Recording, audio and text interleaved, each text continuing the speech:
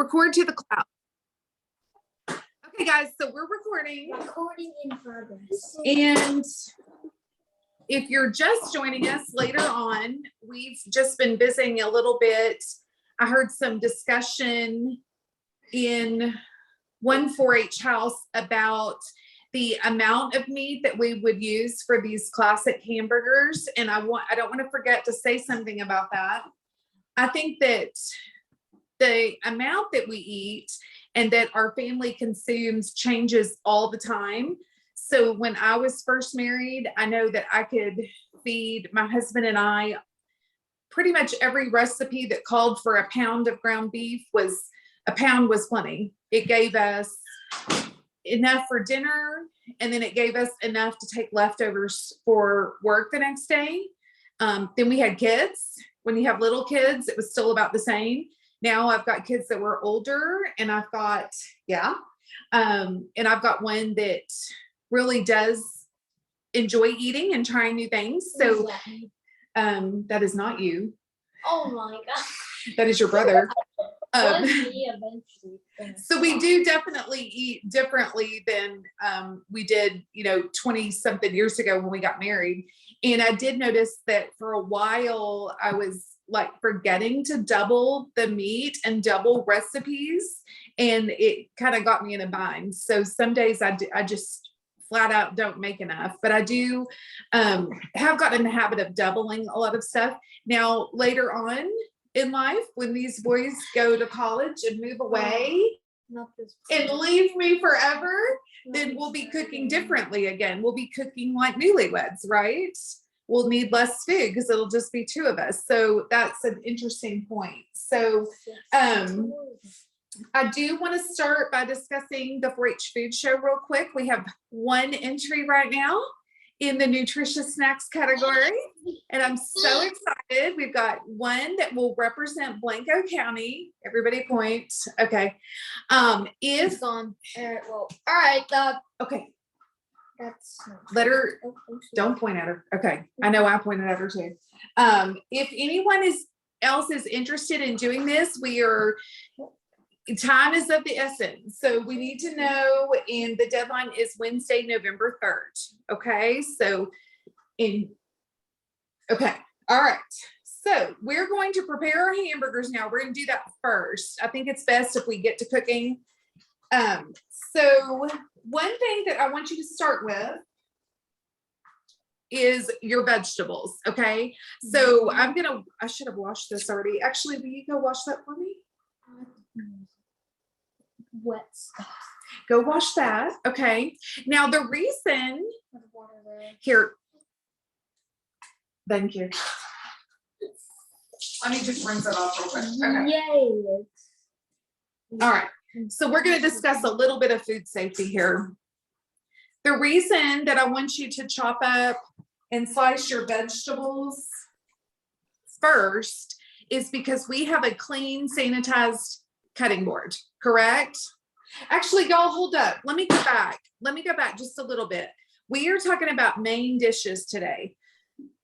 Main dish is the second category at the food show. It's also a category at the 4-H food challenge. What do y'all think a main dish is?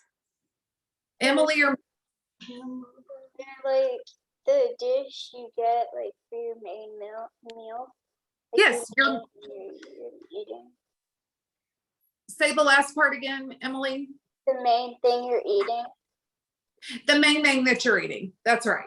It also dictates what the side dishes are. So if I make enchiladas, what are y'all going to put with it as a side dish? Rice. Beans. Okay. Maybe a little bit of it. Maybe you could put salad. Say it again. Okay. I want you to put that on. Yeah. Okay. We're having a chair issue here. Okay. Okay. If I make hamburgers for supper, what are y'all going to put with it? Chips. Fries. Chips. Okay. Max says French fries, maybe some tater tots, maybe some sweet fries. Egg rolls. Pickles.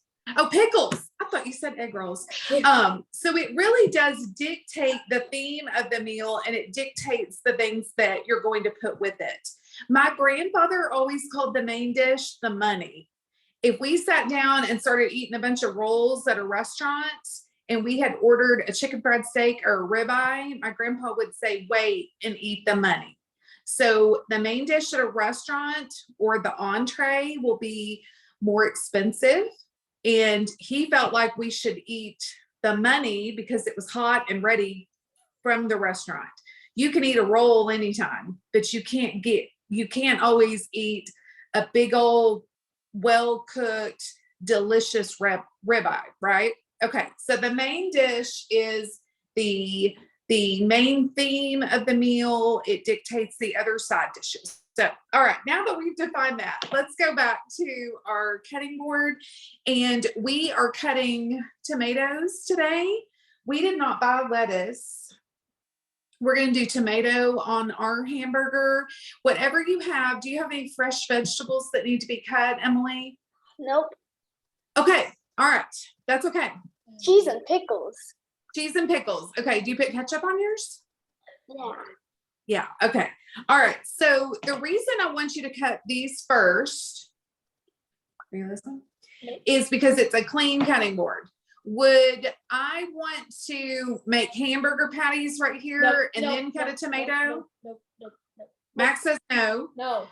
What would that cause if I did it in the Cross-contamination. Contamination. Very good. This tomato is never going to get cooked to the same temperature as a hamburger patty. So it's got to be treated as such. We don't want to expose it to raw meat, which has what in it? Potentially has. Potentially. I don't know. Crab. Hello? What?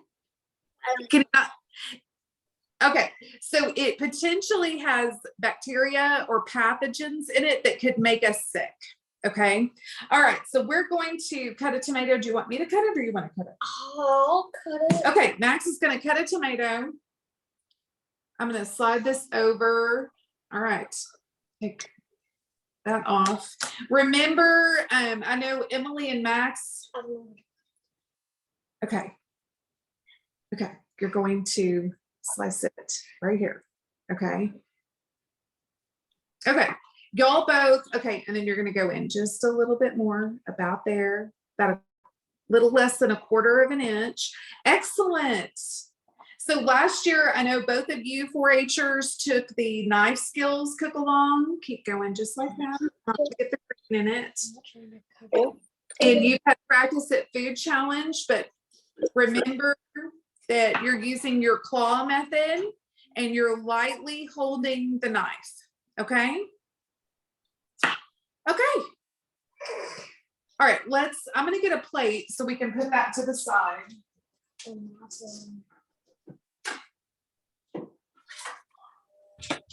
Okay. I'm just going to pick all that up and put it over here. And I just kind of wipe off the tomato. I would not do that if it was raw ground beef, but it's tomatoes. So can you hand me the knife? This is a quiz. How do you hand someone a knife? It's a favorite. Yeah, so you don't want to hand it to them like that because you might coat them, but you can actually pick it up and hold the blade sort of towards you and the handle toward the recipient. Okay. I'm not. Okay, just a quick reminder. Max is going to stop for a second and let the dog in. Let Charlie in. Just let him in.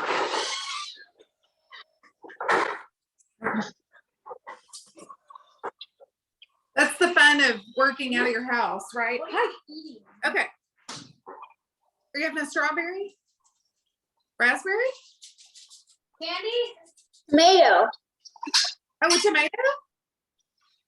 It looks good.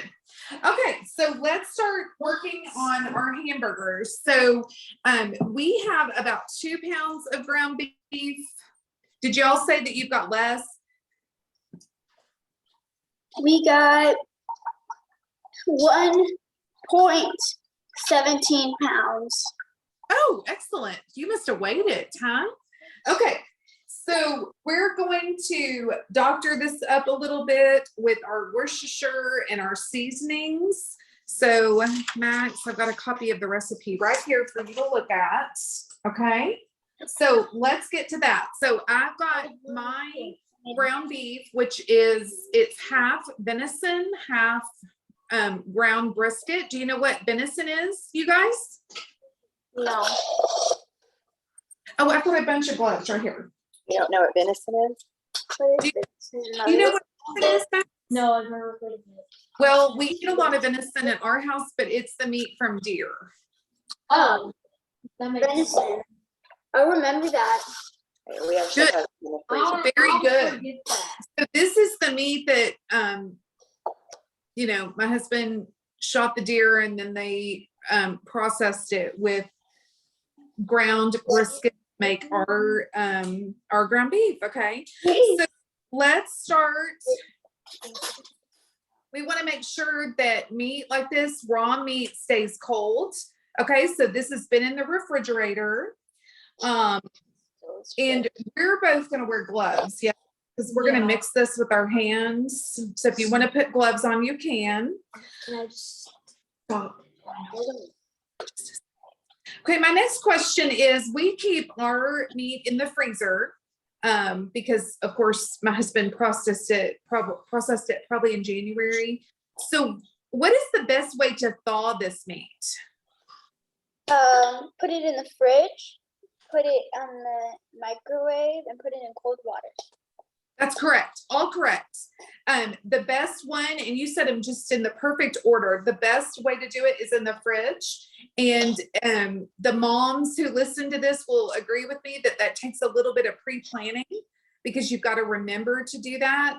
I know that I've seen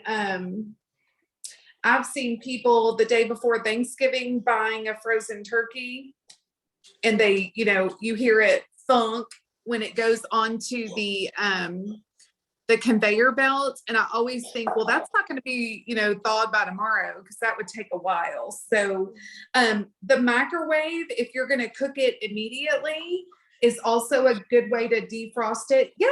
So get in there with your hands, Max. Except now you can't grab the bottles. So I'm going to do the measuring. Okay. So chew your meat, and Max is getting it all kind of mixed up here. We're going to add a tablespoon of Worcestershire sauce, which I like to call it, where's your sister sauce? You want me to hold and you pour? Or you're going to hold? I want to hold. Okay, so wait just a second. Move your hands. Woo. Okay, Where's your sister? this is the best stuff ever. It's great, a great addition to beef. Okay, we got that in. So let's switch it up. What's our next ingredient? Our next ingredient is seasoning salt. Seasoning salt. This is the kind that we use. Okay, when y'all look at your screen, Kim, am I big and you're little? Yeah. Okay, just checking. Look, they went to Sam's and got the Big Daddy lorries, huh? Look at that one. We need to buy ours there. Okay, so we're good, or Costco. We're gonna put in 1 spoons. Normally, I would tell you to make this an exact measure. I'm gonna throw in a little extra because we've got a little bit more meat than the recipe called for. Okay, you ready? 1.5, and we just did 1. Okay. And y'all have got garlic powder. How much? y'all've got about exactly what it called for. 1/2. Yes, keep squishing.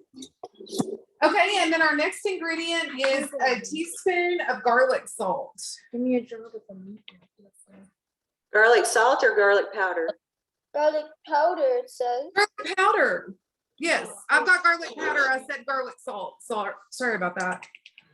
Okay. All right, take your hands out. I do Whoa. this and I sprinkle it over all the meat. It gets distributed a little more evenly. And Okay. it's That'll Okay, Oh, now get your ground pepper. Pepper. Oh my God. oh, somebody took my pepper. Did you use that last night? Yes, I did, sir. Pepper machine. Pepper. Pepper Okay. machine. How does yours work? Turn it upside down, show her. And this. Turn it upside down. Yeah. Okay, keep doing it. Okay, how ours works. Art new. We don't have a light on ours. That's really cute. Ours probably needs to be replaced. Oh, There it goes. cold. This is really nice. No, there's So a can it's opener. cold. They have an Okay. electric can opener too. An electric Oh, can. yeah. How much pepper do you want in it? A lot. Okay, start mixing it up. Okay. Okay. Are you getting all the way to the bottom, Max? All right, so. Okay. Try not to get it on the counter. we Now, got if you the have hitting gloves on, you guys, and you're touching raw meat, you still can't touch anything else because you can still cause cross contamination. Gonna do it? Somebody get a Let me show spoon. you how. Yeah. You just go in. Okay. Your hands, most chefs will say your hands are the best cooking tools that you have. Okay. And those were given by God. Okay. Hear what Machine Kim gun. said on the playback. She said your hands are one of the best utensils that you have, and this is true. So when I ask people what their favorite kitchen utensil is, I always remind them that they've got two of the best. Oh. You want to get all of that stuff that you just put in there combined all the way through the meat, okay? It's cold. I know it's cold. It's been in the refrigerator. That's what I said. Max said the same thing. Okay, As I'm soon as I gonna. touched it, it was very cold. I got shit. Okay, stop for just a second. Okay, I'm gonna just flip it over and make Can sure. I my hands frozen. God. It's fine. Okay, now I think what I'm gonna do is turn this out onto our cutting board, and I'm gonna put the spoon and the bowl away. I'm gonna need a thaw. Your hand's gonna need it thaw. Okay. So I'm gonna flip this around. You're gonna make one slider and then we're gonna have the rest for dinner. Oh, we're making a slide. They're going to make one slider right now, and I think we're gonna make one regular patty right now, and then we'll cook ours later too. I think that's a great idea. Okay, so basically I put my whole measure of meat on my cutting board. I made 4 really rough quarters. 4 quarters makes what, guys? One hole. 1 hole, okay. And then I'm gonna form these. Actually, these, can we do 2? Oh, you know what? I think I really need like 8. Okay. So 4-Hers, if you're watching the playback, please ask your parents to help you adjust accordingly with these measures. The original recipe was 1.5 pounds of ground beef for four regular size patties. And I think we put in 2 pounds is what we ended up doing. Your meat. I just washed my hands. I know, you wash your hands multiple times. Now you're gonna make it into a patty. See how Yeah. this kitchen's doing? There's my patty. Okay. Now, one tip that I have heard from several places is when you do make your patty to put an indention in the center. Now, And what I read first was that this keeps your patty from shrinking. Squish it. okay, make it in. Okay, are you listening? Yeah.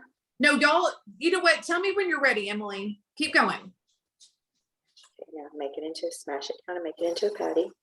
So she's making hers into a ball and smashing it, and I kind of smash mine first. So there's no wrong way to do this. Okay, the thicker it is, the longer it takes to cook, okay? All right, so now what Ms. Gretchen's talking about is putting in an indent in the center, like right there with your thumb. Okay, now let's let her listen and let her tell us why.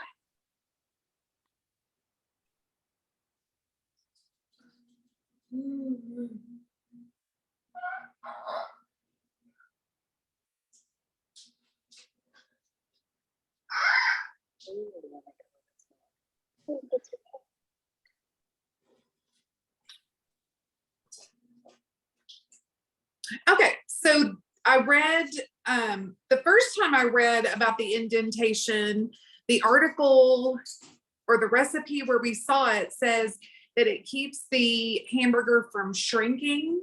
So it keeps that bun size, which is important because you don't want a different ratio of bun to burger, right? You want the perfect bite every time.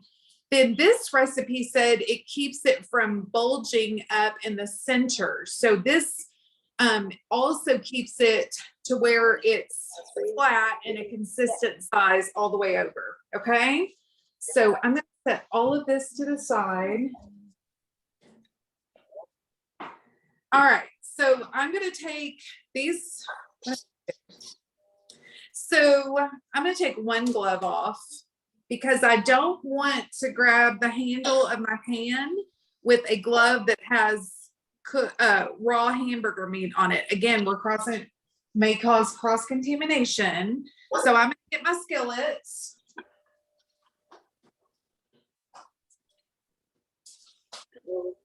Actually, you're right. Is it purple? Okay. I think I'm gonna take this over there. But you need to get your skillet going on medium-high heat. Put it on medium. Ours cooks a little bit different, but Okay. let's do that over. Can I do it? Can I do it? Do the plastic. Plastic like a little bowl. And I'm going to move my camera to the other side of my kitchen. So give me just a second. Okay, can you take that? I will put this in the other refrigerator. Okay. Okay, I think that's good, Matt. Let's shut this. This is heating up. Does that look okay? Yes. Okay. All right, so we're gonna cook right here. We've got our spatula.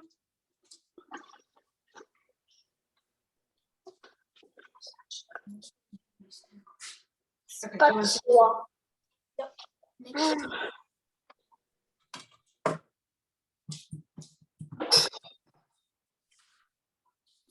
okay, preferably I would have put that on a hotter skillet. So that's good advice. I would definitely put it in a hot skillet, then put it in, but I went ahead and put it in so we could talk about a couple of other things while this is cooking. One thing that I think people want to do all the time, oh, she's got her spatula. So one thing that everybody wants to do is they want to push on the hamburger patty or the steak or whatever meat you're cooking, or people want to pierce it with a fork. And you don't want to do that because the beef has natural juices and we don't want to release them too soon. So just leave it. Just let it sit there and cook.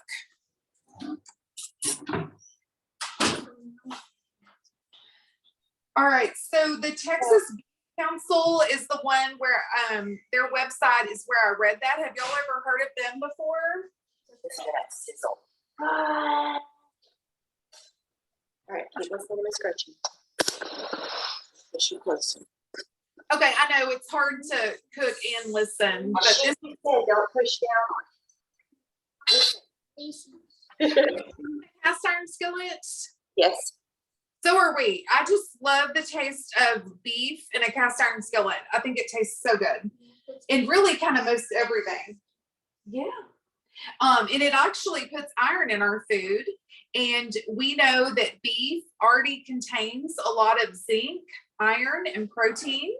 And the Beef Council has a little phrase. They say that beef gives you zip. The zip stands for zinc, iron, and protein. And these are all good things for our body. So the Texas Beef Council, they're an educational agency, and they actually get money from cattle auctions. Guess how much money they get? So every head of cattle that is sold in Texas, the Texas Beef Council gets money. How much do you think per head? You think it's $20 or $1? $50. $50, that'd be a lot. It's actually $1 for every head of cattle, and then the Texas Beef Council gets 50 cents of that dollar, and they use their money. Sorry, dog's going back out. They use their money. They hire chefs. They hire marketing people who develop really, really good recipes. And that way, if they can get us cooking with beef, what are we going to do? Right? So that's their job. So they've got really, really good recipes. If you go to beeflovingtexans.com, you'll find them there. They've got tons of videos. You can follow them on Facebook. A lot of times I'll share them to my AgriLife page, but they've got fun stuff. All right. So this is going to go about 4 to 5 minutes. The one thing you can do, Emily, with that spatula, and I kind of check this sometimes with my cast iron, is I kind of loosen it to make sure it's not sticking. Okay. All right. So I check that. I do. I don't like the taste of the cast iron skillet. I like the taste it gives my food. That's what I meant. That's what you meant. Okay. Yeah. All right. So while I'm cooking, I'm going to get a couple of paper towels and put them on a plate so that I can put my burger on it when it's ready. It's looking good. I know, we're cooking on medium high heat.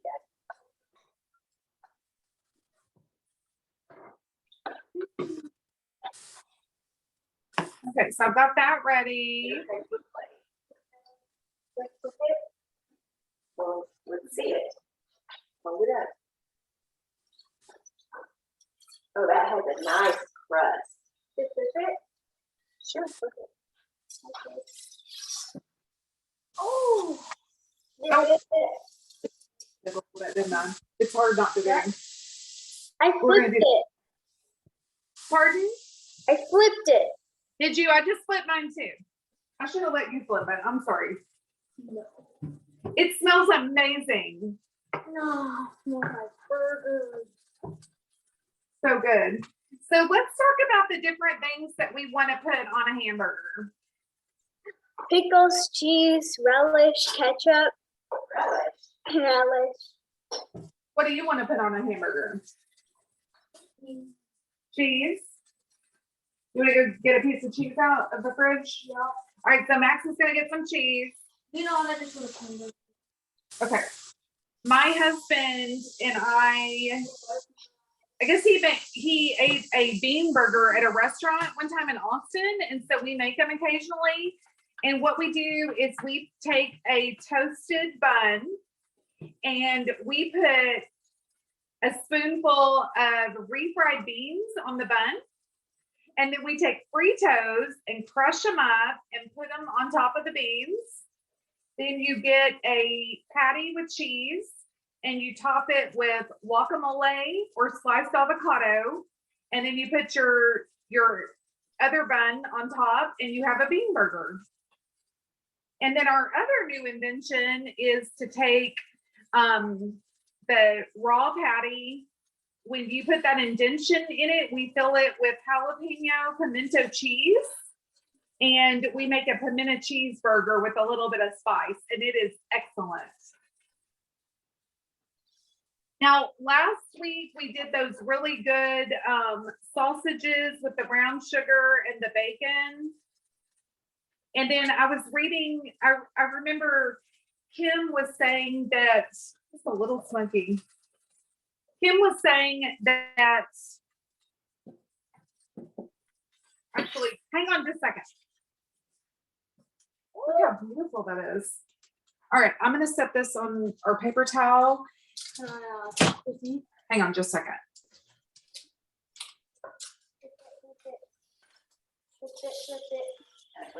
One more second. Hang on just a second. I'm gonna show you how to do that. So last week, Kim mentioned that Uptown Blanco Restaurant has laminated bacon on their BLTs. And I was reading a Taste of Home magazine at the office the other day, and they actually had a recipe for a brown sugar bacon BLT sandwich. And I thought, gosh, we just talked about that. So if you wanted to do that brown sugar bacon for your hamburger, I think that'd be amazing. Amazing. All right. So, Stick it in the middle, right? all right. So let's talk about food safety with our burgers. And y'all, I've got to, let's see. I'm going to move back to the other part of my kitchen. Hold that thought. No, I'm going to show you how to do it. Just move right over there. We'll probably need to take it off. See what the underside. Okay, now we're back to where we started, Max, right? Okay. Do y'all have yours out of your skillet, Kim? Yes. Okay. All right, come back over here. Bring your burger. Dog wants it again, Mom. So you're gonna Okay. So now that the patties are done, you Take the temperature. yes. Which it goes up. Okay, sorry, I was waiting until the door was closed. All right, so normally if you've got a cut of meat like a roast or a pork loin, it's really easy to use your thermometer. Let me see that for just a second, Max.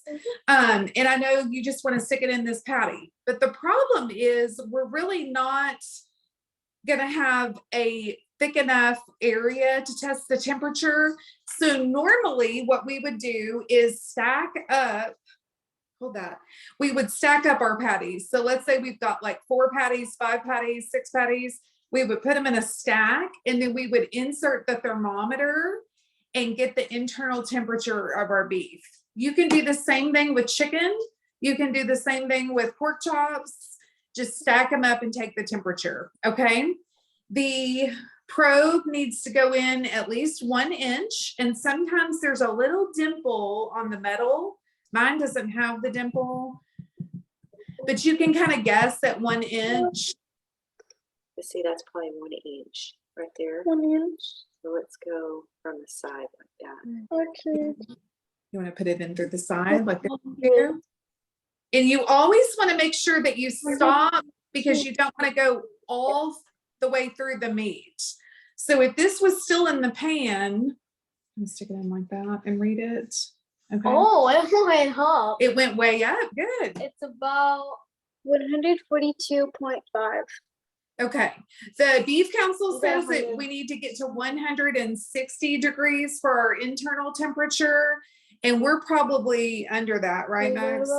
120.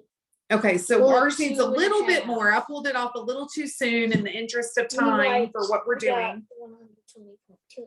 Okay, all right, so we could throw this back on. Some of you might want it a little less than well done. But just remember that ground beef has a lot of exposed surface area, so there's a higher chance of getting a foodborne illness. All right, so do we talk about everything? I'm reviewing my notes. Oh, if you go all the way through, let's say that this plate is my pan and my pan is hot. Pretend this is still on the stovetop and I push it all the way to where it's touching the pan. At that point, my thermometer reading is actually going to be the temperature of the pan. Oh, Do I want that? No, you want No, I want the temperature of the cut of meat. Okay. Yeah. So keep that in mind. All right. So At this time, I would say go ahead, make your hamburger just like you want it. I know I like a buttered toasted bun. Those are real easy to do in the cast iron skillet. Do you like your buns toasted, Max? No. He's a non-toasted. What about you, Emily? No toast.